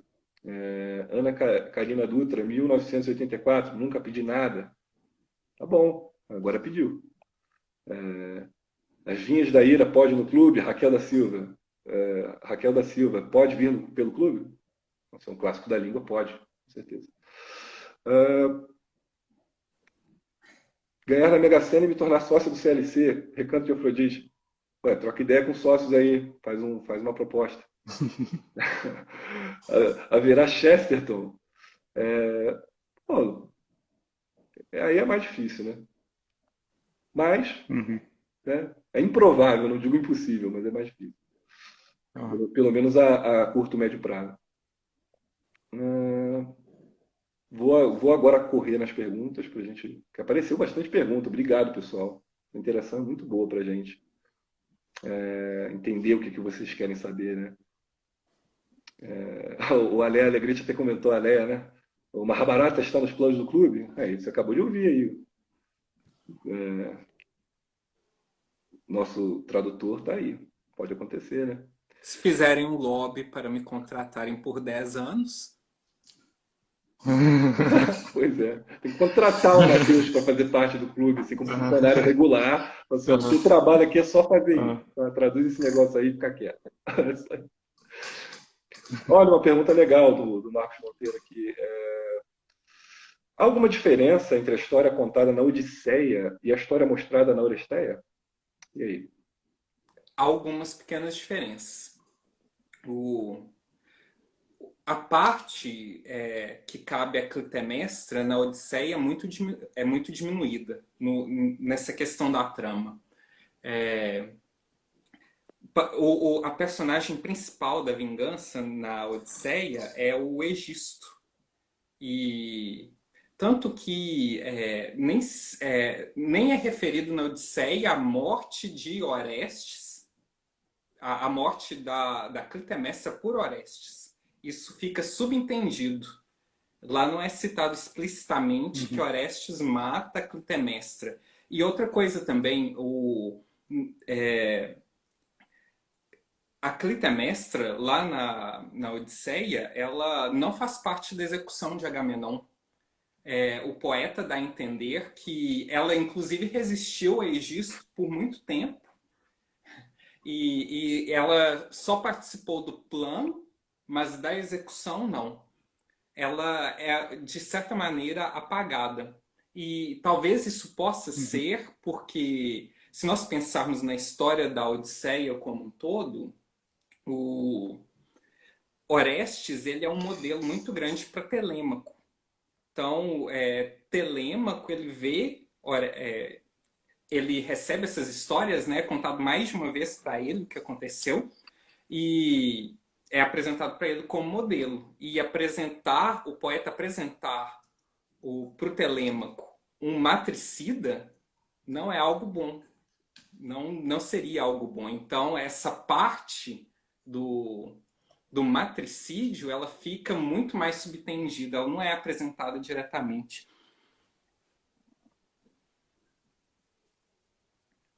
Enquanto na Oreste dá o nó da tragédia. Exato. Inclusive, a peça Uhum, que nós chamamos de Agamenão tem como protagonista Clitemnestra. Clitemnestra é a uhum, protagonista da peça. Ela é a força motriz por trás de todas aquelas ações. E se nós uhum, pensarmos que a tragédia grega ela era apresentada com 3 atores, cada um dos quais tendo um certo número de papéis ali na peça, a Clitemnestra ela era a protagonistas, né? Protagonistas, era o primeiro ator, uhum. era que realmente tinha um papel principal ali. E é interessante, não é? Nessa época do Ésquilo, ainda não havia o concurso dramático de atores, que, salvo engano, foi estabelecido em 449 a.C. Então, muito provavelmente, nessa época ainda, os mesmos atores eles atuavam nas 3 peças. Porque a partir do final do século V, com o estabelecimento da competição, o protagonista ele passou a variar entre os 3 competidores. Então, o ator ele faria uma peça de um, quando passasse, faria uma peça de um, uma peça do segundo, uma peça do terceiro competidor. O ator ele se dividiria, né? Cada um dos atores, para a competição ser justa, ele fazia uma peça de cada poeta. Então, o poeta ele poderia ter a vantagem de, em algum momento, ele contar com os melhores atores, e o ator também, na sua competição de melhor ator, ele poderia contar com o melhor poeta em algum momento, porque ele fazia peça de cada um dos concorrentes. E isso, isso é interessante porque isso em relação à Orestia, como todo esse sistema ele não existia ainda, a pessoa que foi protagonista em Agamenão, a Clitemnestra, ela também, na segunda peça, que seria as Coéforas, ela interpretaria também a Clitemnestra, porque haveria uma continuidade. uhum. O leitor, ele provavelmente vai reparar que Clitemnestra não aparece na primeira parte da peça. Ela só aparece na segunda. Muito provavelmente, o ator que fazia Clitemnestra também fazia Electra. Então, nós podemos reparar que quando Electra sai da ação, aparece Clitemnestra. E aí, na peça seguinte, que é o Mênides, se nós repararmos, a Clitemnestra aparece logo no prólogo, e o ator que fazia Clitemnestra vai fazer Atena. Então, esse protagonista, ele perpassa por todas as peças nessa época. Muito provavelmente. Ou seja, Uhum. é muita coisa, né? É um papel importantíssimo. Perfeito. É o legal, assim, que você falou muita coisa, assim, com muito detalhe aqui na live, enquanto na introdução lá da Orestia você foi bastante sucinto, né? Então, para mostrar, assim, que o universo de cada obra é muito mais vasto, né? Sim. Então, se os leitores quiserem aprofundar, sim, tem muito campo para isso. Sim, exatamente. É conteúdo que não acaba mais, se nós quisermos nos Uhum, aprofundar. Inclusive, a nossa live precisa acabar, senão a gente vai ficar com 3 horas uhum. de Oreste aqui, mas eu estou muito feliz por essa Assim, conversa, porque eu vou ser sincero, essa eu acho que foi a live mais legal que eu participei de conversa sobre o livro. Eu acho que teve a uhum. melhor interação do pessoal também com as perguntas, então rendeu muito mais do que eu esperava. Obrigado, Matheus, você foi muito legal nessa live, viu? Eu que agradeço o convite e estamos à Valeu. disposição aí Tá joia. para Eu só projetos que, futuros. claro, mas você. Cara, pode ficar tranquilo. Eu já fiz. Vocês gostam de spoiler, né? Eu vou revelar um spoiler aqui que pode. Eu já fiz contato com o Matheus para uma outra tradução. Eu só estou esperando o sim dele. Eu propus uma coisa para ele muito ambiciosa e quero ver se ele fala sim ou não. Ele está pensando ainda. Deixa ele pensar, de repente acontece. Mas se não acontecer aquela, alguma outra a gente vai chegar em algum lugar e com certeza Uhum. vamos conseguir mais alguma coisa com o Matheus. Só um comentário bem rápido aqui, que eu passei o olho bem rápido agora, porque foram muitas perguntas agora no final e várias parecidas, né? Teve uma pergunta de algumas pessoas, de mais de uma pessoa, a respeito da possibilidade do clube publicar uma obra puramente lírica, uma obra só de poesia, como livro principal, suponho eu, porque a gente já fez isso em relação ao Mensagem, por exemplo, no livreto, né? Tem essa possibilidade, mas, como você bem observou, a gente ainda nunca publicou como obra principal um poema, né? Ou melhor, a gente já fez isso com os épicos, óbvio, eu quero dizer poesia lírica. Então a gente está pensando muito bem para essa estreia acontecer de uma forma a mais especial possível. Então a gente está encontrando essa obra lírica para ser. Alguém comentou aí Antologia do Drummond, alguma coisa nesse sentido. A gente de fato está pensando nessas coisas para estrear nosso livro principal como uma obra lírica, de poesia lírica no melhor estilo possível. E, pessoal, eu agradeço, peço desculpa para quem eu não pude responder, porque no final chegaram muitas perguntas, mas eu acho que o tempo já está legal para a live, para quem for assistir depois também, não ficar um tempo muito grande. E a gente já chegou também no objetivo, que era tratar do processo de tradução, que o Matheus explicou tão bem. Eu queria convidar todo mundo que ainda não se decidiu, a gente está no finalzinho do mês, ainda dá para comprar o box, né, da Oreste. Então, agora que vocês estão munidos de todas essas informações e escutaram essa aula aí do Matheus e do Rafael, eu acho que não falta motivo para quem está indeciso agora finalmente concluir a compra dessa obra que não é brincadeira, uma tradução em verso, em língua portuguesa, bilíngue, de uma Oreste. Então, talvez para quem ainda não percebeu o que está acontecendo um grande momento editorial assim para nós, porque não é todo dia que acontece uma tradução como essa, uma tradução que levou mais de um ano para ele concluir, um trabalho bastante minucioso. Então fica o meu convite aí para todo mundo que está indeciso, a chance é agora, porque virou um mês, meu amigo. Aí já é outra obra e para acessar de novo a Medeia, você vai ter que comprar na nossa loja, né? E ser um mecenas do clube, um assinante anual, o que é também um convite que está feito aqui. Eu acho que é muito mais vantajoso ser um assinante anual por muitos motivos, inclusive por esse. De repente você perdeu ali o tempo e consegue acessar as obras anteriores. Então, pessoal, eu agradeço todo mundo que participou. A Léa também, dando várias dicas de livro bem legais. E deixo um abraço para todo mundo. Se vocês têm aí algumas últimas palavras aí antes da gente finalizar a live, Rafael, Matheus. Bom, Bom, para mim eu, tá é isso aí mesmo. eu gostaria de agradecer, não é, o convite para participar, ao clube pela oportunidade de poder fazer a tradução. E eu gostaria também de desejar a todos uma boa noite. E é isso. Valeu então, pessoal. Então, com É esse, isso aí. com essa boa noite do nosso tradutor de grego antigo, eu me despeço de todo mundo. Um abração e até a próxima live aí. Valeu. Então, falou com Deus. Fica com Deus. Tchau.